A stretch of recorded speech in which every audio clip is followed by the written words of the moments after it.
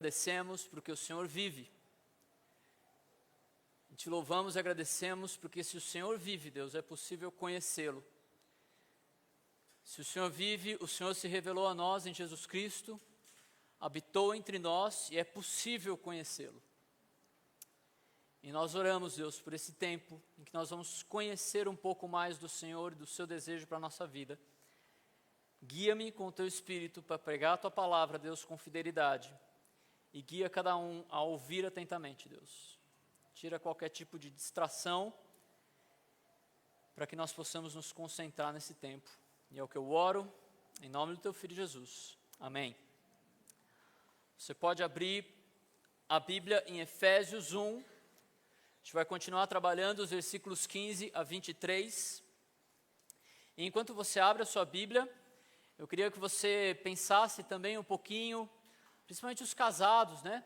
Naqueles primeiros dias em que você conheceu a sua futura esposa, e vocês escreviam bilhetinhos um para o outro, de 5 ou 6 linhas, ou até menos, e aí você pegava aquele bilhetinho, aquela carta, aquele e-mail, seja lá o que for, aquele SMS, né? Para os mais antigos, e aí você lia aquilo, e você relia, e você lia de novo, e falava assim, nossa, o que quer dizer essa palavra? O que será que ela quis dizer com isso? O que será que ele estava dizendo aqui? E você queria saber cada detalhe daquele recadinho. Versus o pensamento de que não é preciso conhecimento teológico para ser cristão. Você pode também pensar no investimento de pessoas, de tempo e até às vezes de dinheiro para conhecer cada detalhe de um filme, de uma série, de um esporte favorito. Eu quero conhecer as estatísticas do meu jogador favorito, eu quero conhecer o meu time, quando ele ganhou, quando ele perdeu, eu quero saber daquele filme, todos os detalhes de como ele foi feito, o que o diretor queria com aquilo, versus, não preciso conhecer tanto a Bíblia e os pormenores da teologia para ser cristão, isso é coisa de pastor. É estranho isso, né? Nós investimos muito tempo e às vezes recursos para conhecer coisas deste mundo, e às vezes a gente acha que não é essencial conhecer o nosso Deus, mas o conhecimento é um recurso indispensável para o cristão, e se não bastasse o conhecimento, no texto que a gente vai ver, Paulo fala de pelo menos 3 coisas que a gente precisa conhecer sobre Deus, e a gente tem visto então que a oração esperançosa de Paulo, pelos que estão em Cristo, é para que eles recebam recursos indispensáveis para viver para Cristo. E a gente tem trabalhado esse texto de Efésios 1, 15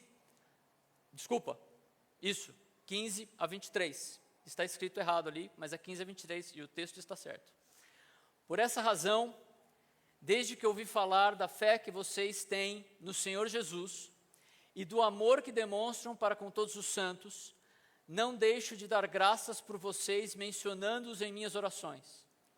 Peço que o Deus de nosso Senhor Jesus Cristo, o glorioso Pai, dê a vocês espírito de sabedoria e de revelação, no pleno conhecimento dEle.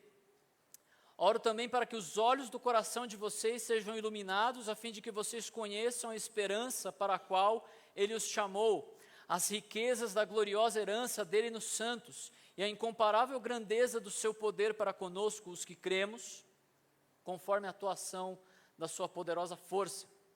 Esse poder ele exerceu em Cristo, ressuscitando-o dos mortos e fazendo-o assentar-se à sua direita nas regiões celestiais, muito acima de todo governo e autoridade, poder e domínio, e de todo o nome que se possa mencionar, não apenas nessa era, mas na que há de vir. Deus colocou todas as coisas debaixo de seus pés e o designou cabeça de todas as coisas para a igreja, que é o seu corpo, a plenitude daquele que enche todas as coisas em toda e qualquer circunstância. Nós vimos na semana passada que Paulo, ele orou esperançosamente com gratidão pelo crescimento, para aqueles irmãos que demonstravam as marcas daqueles que estão em Cristo. E a primeira marca dos que estão em Cristo é a fé no Senhor Jesus, e a segunda marca que ele menciona é o amor sacrificial por todos os santos. E Paulo continua orando esperançosamente, com gratidão, pelo crescimento em conhecimento daqueles irmãos que estavam em Cristo. E Paulo vai falar aqui de pelo menos 3 conhecimentos: o conhecimento de Deus, o conhecimento do plano de Deus e o conhecimento do poder de Deus. E hoje eu pretendo trabalhar com esse conhecimento de Deus, que eu também chamo de conhecimento impossível, e a gente vai entender por quê. Então, versículo 16 e 17, novamente, ele fala: não deixo de dar graças por vocês, mencionando-os em minhas orações. Peço que o Deus de nosso Senhor Jesus Cristo, glorioso Pai, dê a vocês espírito de sabedoria e de revelação no pleno conhecimento dele. No início do verso 16, é parte da mensagem anterior. Paulo ele não deixava de agradecer pelos efésios, lembrando deles nas suas orações.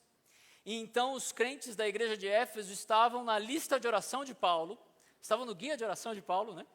E ele mencionava aqueles irmãos na sua oração, primeiro com gratidão, e segundo, pedindo a Deus que o Deus do Senhor Jesus Cristo desse a eles conhecimento dele, conhecimento de Deus.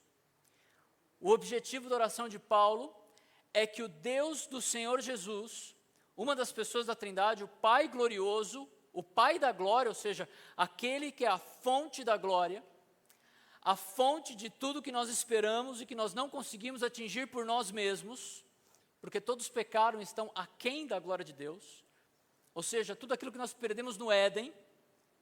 Enfim, esse Deus, Paulo pede para que esse Deus dê conhecimento dele, porque Paulo entendia que o conhecimento de Deus é um dos recursos indispensáveis para aqueles irmãos em Cristo, que precisavam para viver para Cristo. Agora, é fato de que há coisas sobre Deus que são muito difíceis de serem entendidas completamente, porque o nosso conhecimento, ele é limitado. O conhecimento de Deus nos humilha e demonstra que nós somos incompletos e insuficientes. Além de nós sermos insuficientes, nós também somos naturalmente caídos, o que torna esse conhecimento ainda mais limitado. Eu estava lendo um livro que chama Inteligência Humilhada, do Jonas Madureira. Muito interessante o livro.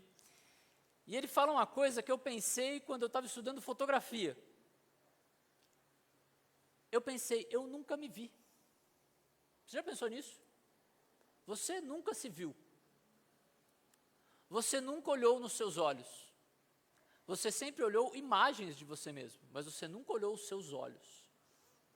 E de forma muito semelhante, nós nunca vimos os olhos de Deus. Nós nunca tivemos face a face com Ele, né? Ninguém pode estar face a face com Deus, ou vai ser fulminado.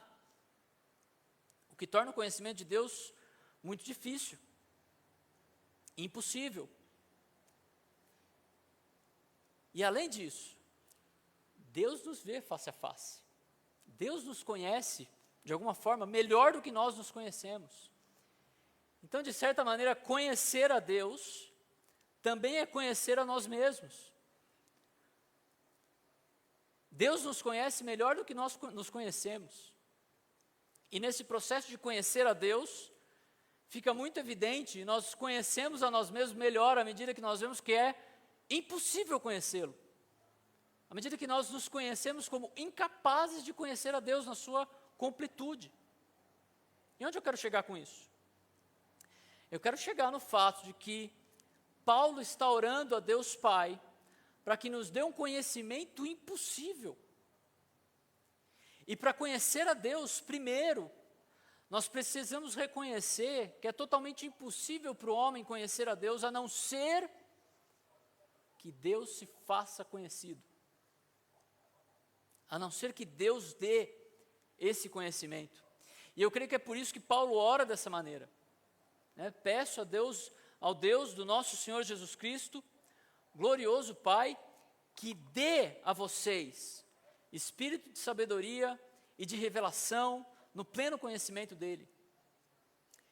E eu creio que há pelo menos 4 palavras que a gente precisa interpretar nessa parte da oração de Paulo, que eu gostaria de focar hoje, que é o Espírito, a sabedoria, a revelação e o conhecimento.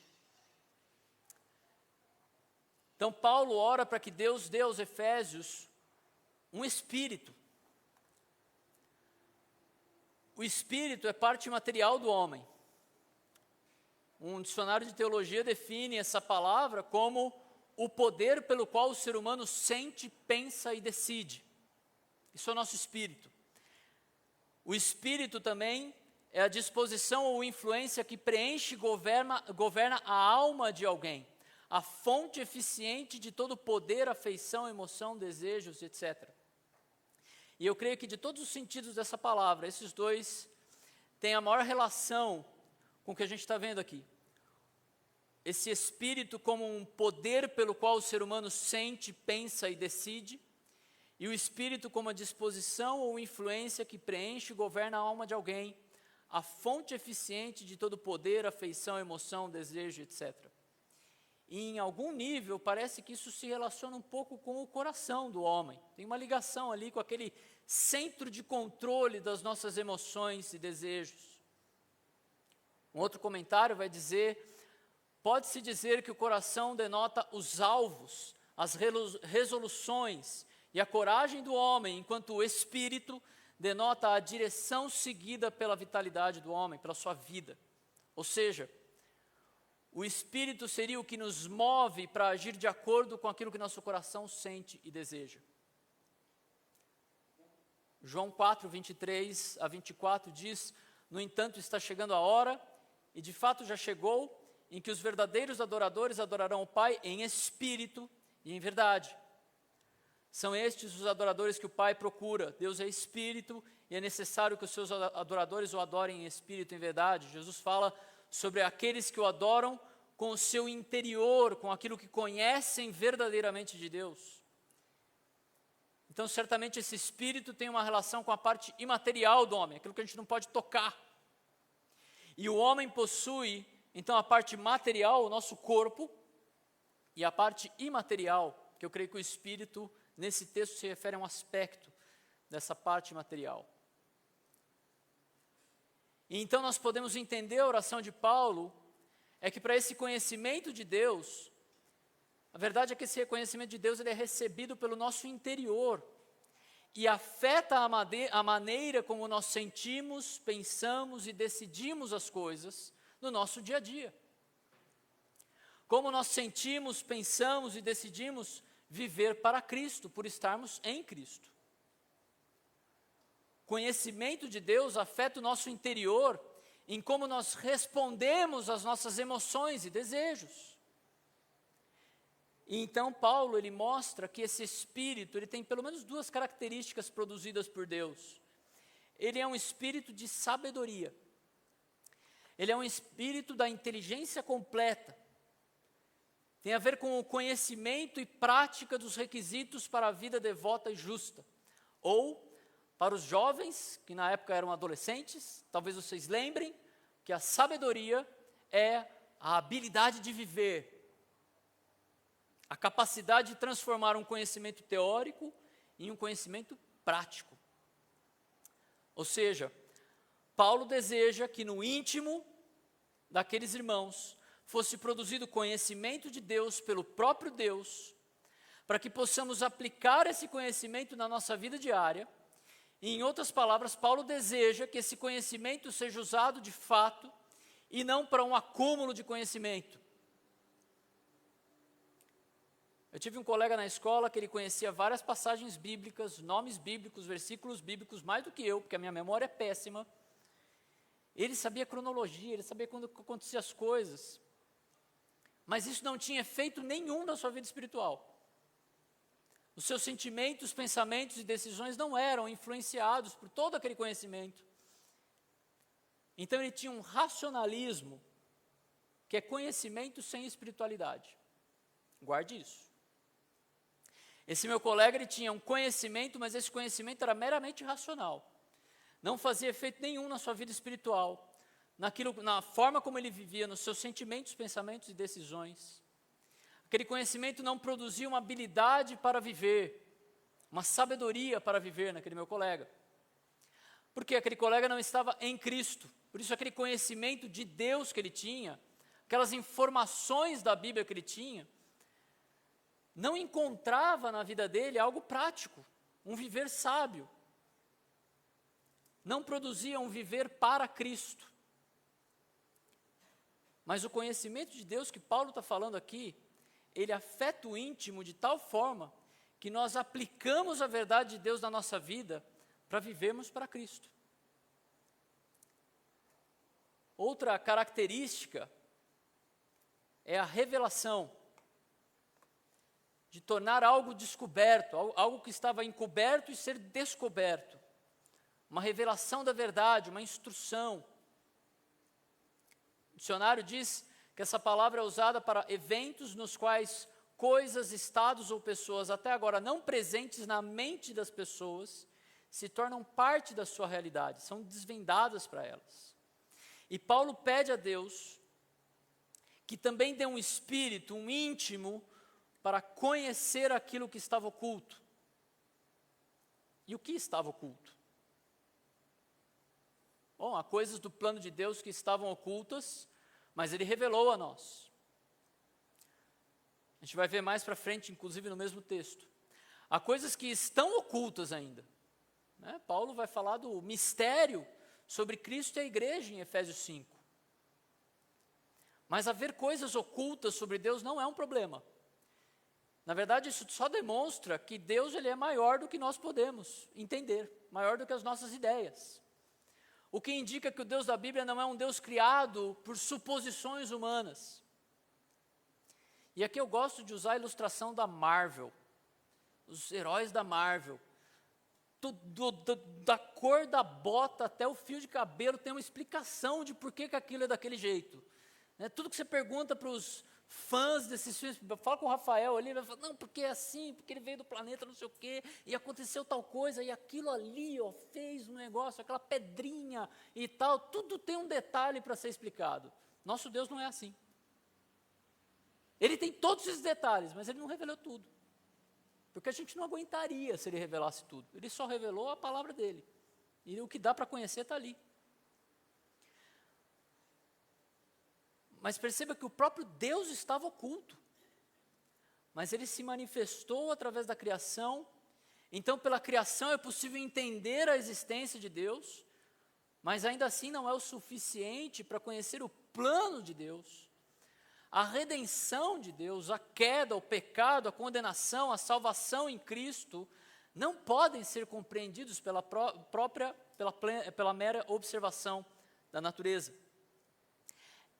É impossível conhecer a Deus se Ele não se fizer conhecido. E por isso que Deus se revelou inicialmente a um povo escolhido, os israelitas, os judeus ali, e registrou essa revelação na sua palavra. E por isso que a gente está estudando sobre como conhecer a palavra de Deus, por isso que a gente vem aqui todos os domingos, por isso que a gente se encontra nos discipulados para compreender a palavra de Deus. Eu tinha um outro colega, não aquele primeiro, que ele se dizia devoto. A gente tinha conversas sobre o evangelho profundas quando eu tinha 13, 14 anos, a gente discutia mesmo quase a vias de fato, né? E um dia a gente tinha uma prova muito importante, toda a classe estava nervosa por aquela prova, e ele mostrou a mochila, abriu assim com um ar de mistério, falou, olha o que eu trouxe, e puxou uma Bíblia, e guardou e fechou. Ao que eu respondi, a Bíblia fechada não vai ajudar nada a mudar a tua vida, se você não ler. Aquele meu colega, ele tinha misticismo, espiritualidade sem conhecimento. Ele achava que carregar a sua Bíblia ali dentro e nunca abrisse para estudar nada sobre Deus e ajudá-lo numa prova, sei lá se era de matemática ou o que era. Mas se aquele meu colega abrisse a Bíblia e começasse a ler, e começasse a estudar, ele possivelmente conheceria a Deus e o plano redentor de Deus. E quem sabe ele creria em Cristo. Quem sabe isso aconteceu, não sei.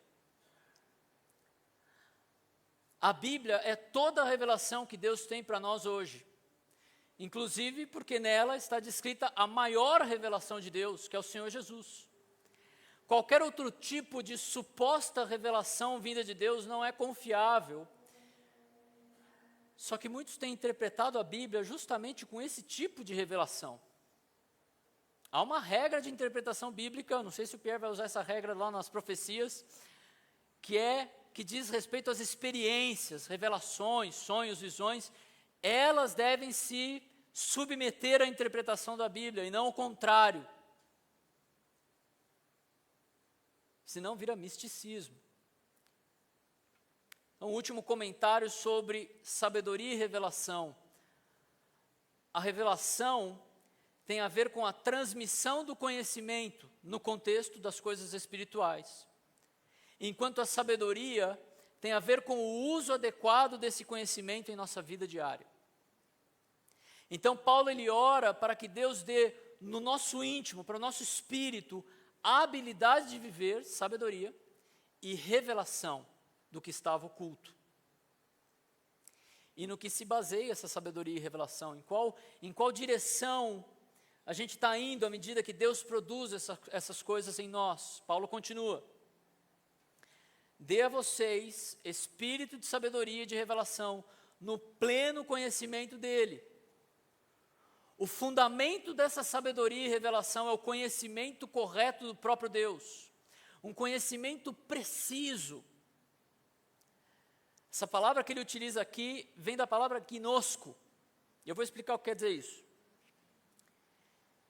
Esse conhecimento de Deus não é, como nós já vimos na palavra sabedoria, meramente teórico. Ele é um conhecimento teórico e prático. Ele produz obediência.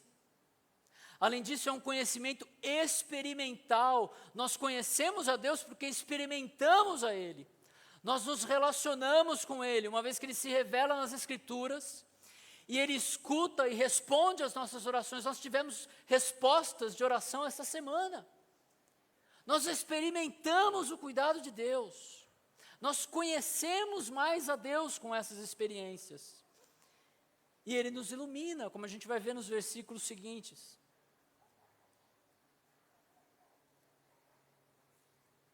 Mais um comentário diz o seguinte: semelhante reconhecimento de Deus, quando é achado, é uma dádiva de Deus, e não uma coisa natural. Baseia-se na sua revelação e, portanto, continua a depender da revelação. Por consequência, este conhecimento de Deus, que é levado a efeito mediante a aceitação da salvação no perdão dos pecados, por si só, não pode ser nada mais que dádiva de Deus. É Ele que produz esse conhecimento, tanto para a salvação, como para a santificação, como para crescimento espiritual. E além de ser um conhecimento impossível para um ser humano, porque a gente é insuficiente e limitados, esse conhecimento é somente para os salvos, ou seja, somente para aqueles que estão em Cristo.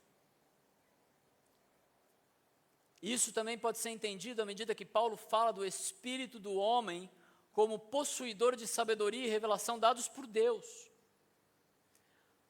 Coisas que somente estariam presentes no cristão, no homem regenerado.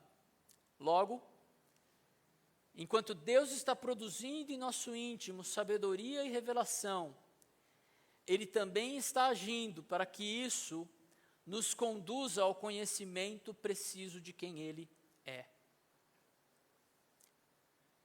Então, guarde isso.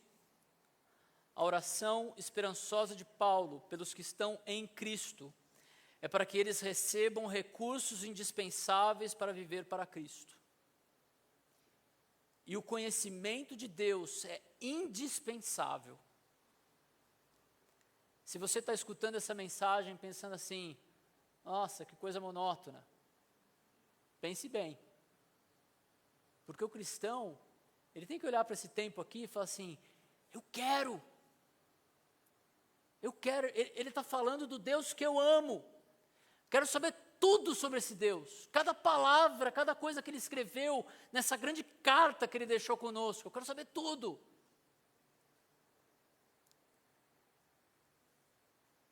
Algumas aplicações para a gente pensar.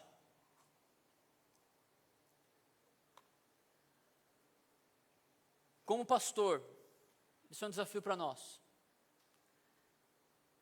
tenho orado pelo conhecimento das ovelhas, para que Deus lhes dê espírito de sabedoria e revelação no conhecimento de Deus. Um desafio para nós, orar pelo conhecimento do nosso povo. Como essa sabedoria e revelação de Deus podem ajudar a tomar melhores decisões? Porque se a sabedoria é o conhecimento posto em prática, ele tem que ser prático para o nosso dia a dia. E eu peguei alguns exemplos de provérbios. A sabedoria de Deus ali, né? Por exemplo, Provérbios 1,7 fala que o temor do Senhor é o princípio do saber, mas os loucos desprezam a sabedoria e o ensino. O que você vai fazer com o que você está ouvindo hoje? Você vai temer ao Senhor e reconhecer que você precisa conhecer ao Senhor, ou você vai fazer a loucura de desprezar o que está sendo ensinado. Provérbios 3,5 fala: confia no Senhor de todo o teu coração e não te estribes no teu próprio entendimento.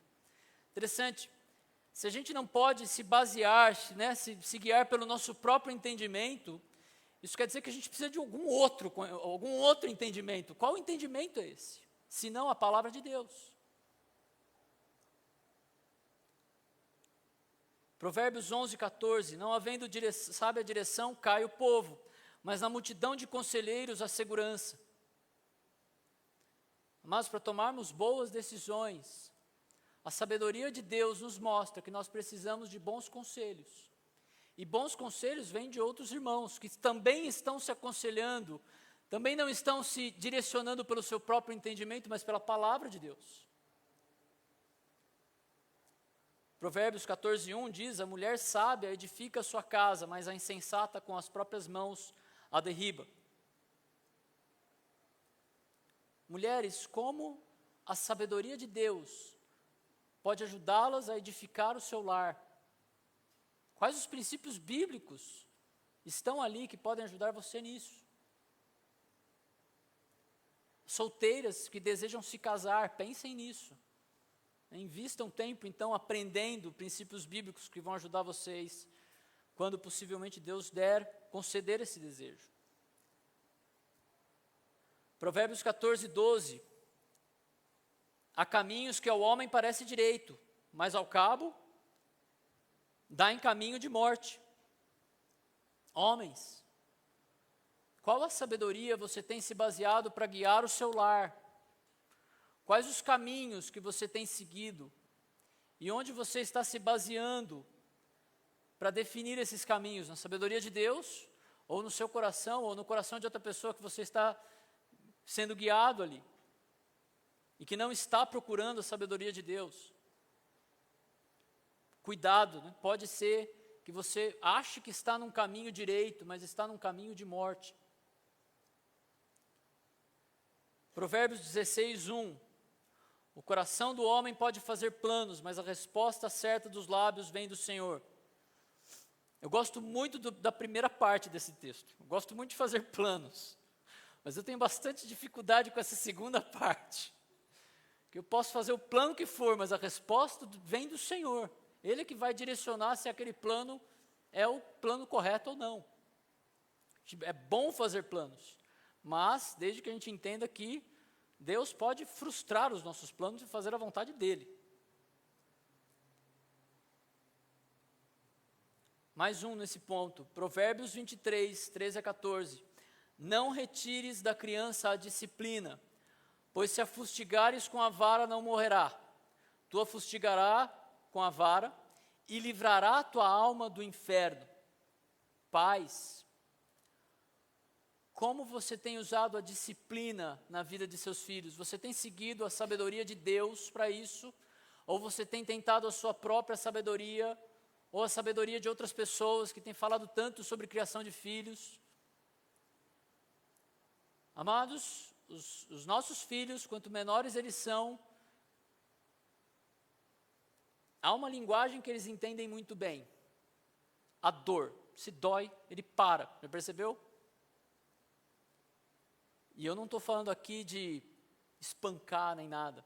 Estou falando de uma dor que dói menos do que um ralado no joelho quando está brincando nas pedras. Minhas filhas, quando caem lá nas pedras, principalmente uma delas, ela vai chorar por uns 10 minutos. Quando eu corrijo, é 30 segundos. A dor é menor do que o ralado no joelho. Mas aquela dor ali abre os olhos da criança para ouvir o que você tem para falar. É sabedoria de Deus isso. Deus revelou isso para nós. Não desperdice.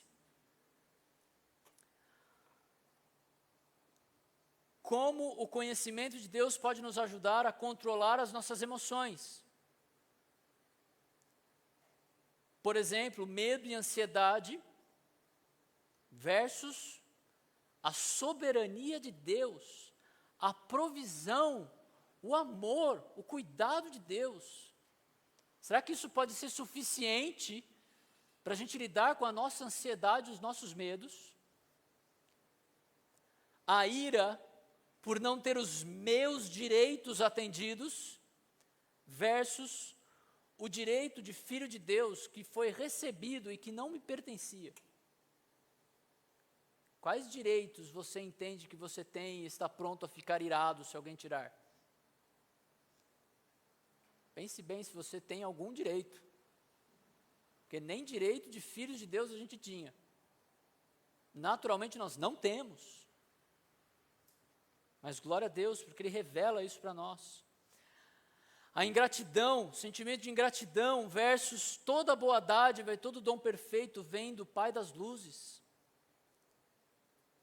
O orgulho versus Deus resiste ao soberbo, mas dá graça aos humildes. Veja como Deus tem conhecimento para lidar com as nossas emoções, as nossas preocupações, ansiedades, iras e tudo que a gente sente no nosso dia a dia. Deus tem resposta para isso. E o conhecimento de Deus mostra quem Ele é. E isso pode nos ajudar a lidar com essas coisas. Isso é aconselhamento bíblico. Isso é discipulado. Você consegue pensar em algo que acredita ou já acreditou que se relaciona com algum tipo de misticismo? Não, está na moda agora, né? Não, se você fizer essa oração, assim, se orar desse jeito, Deus não vai rejeitar a sua oração. Você não está recebendo o que você quer, porque você não está mentalizando, você não está imaginando. Mas a Bíblia fala para fazer planos, mas não é isso, não é disso que ela está falando. Não, mentaliza o que você quer e tal, e aí o universo e aí vai. Misticismo. Espiritualidade sem conhecimento.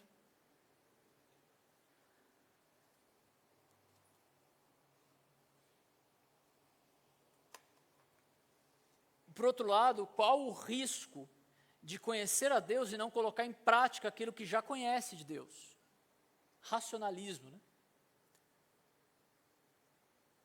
E aqui tem algo interessante, né? Porque você tem aquela transformação do comportamento. É possível alguém mudar o seu comportamento com um conhecimento bem razoável, bem raso, às vezes até das próprias Escrituras. Agora, a gente deseja uma transformação no coração. E isso só Deus pode promover. Isso não tem nada a ver com racionalismo. Uma vez eu ouvi numa das aulas da BCB, acho que foi o Sacha, né, que falou assim: a verdade é que a gente sabe o que a gente tem que fazer, a gente só não tem muita vontade, né? E é verdade. Às vezes a gente conhece, a gente sabe, não, eu tenho que fazer isso, mas eu não estou com vontade de fazer isso. Bom, que Deus pode produzir essa vontade também em nós. Qual a diferença entre o espírito de revelação pedido a Deus, aqui por Paulo, e a revelação que algumas igrejas têm oferecido? Essa revelação que algumas igrejas têm oferecido não produz obediência, não produz reverência ao Deus vivo, mas na verdade exalta aquele que recebe a revelação. O profeta muitas vezes ali é exaltado ao invés de Deus. Não produzem conhecimento saudável, não produzem conhecimento de salvação, mas muitas vezes te dão a cor e a marca do próximo carro que você vai ter, ou o endereço da sua próxima casa.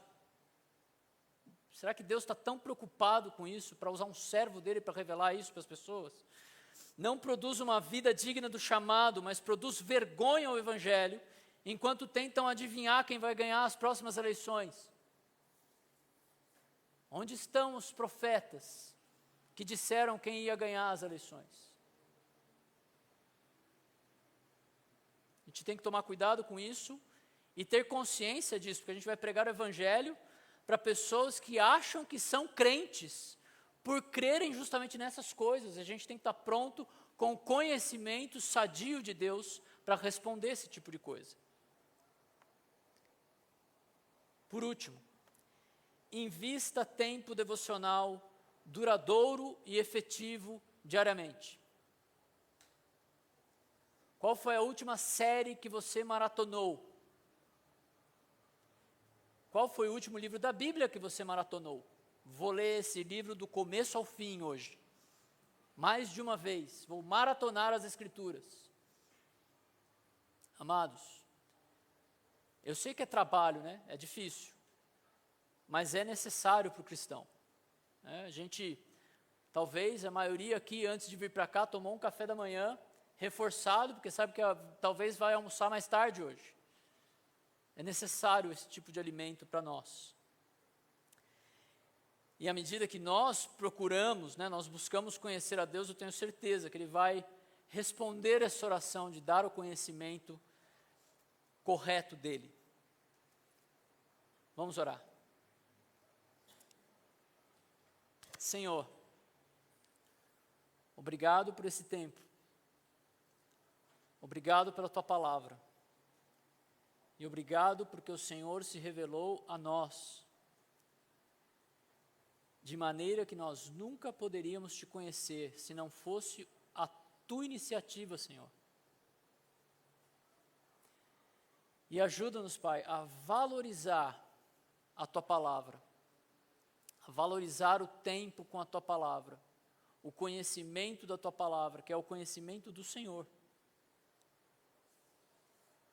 Ajuda-nos, Deus, produz em nós, isso não é natural em nós, produza em nós esse desejo de conhecer ao Senhor, esse amor pelo Senhor a ponto de a gente investir em Te conhecer, e o desejo de Te conhecer profundamente para poder viver de maneira que Te agrade, que também não é natural em nós.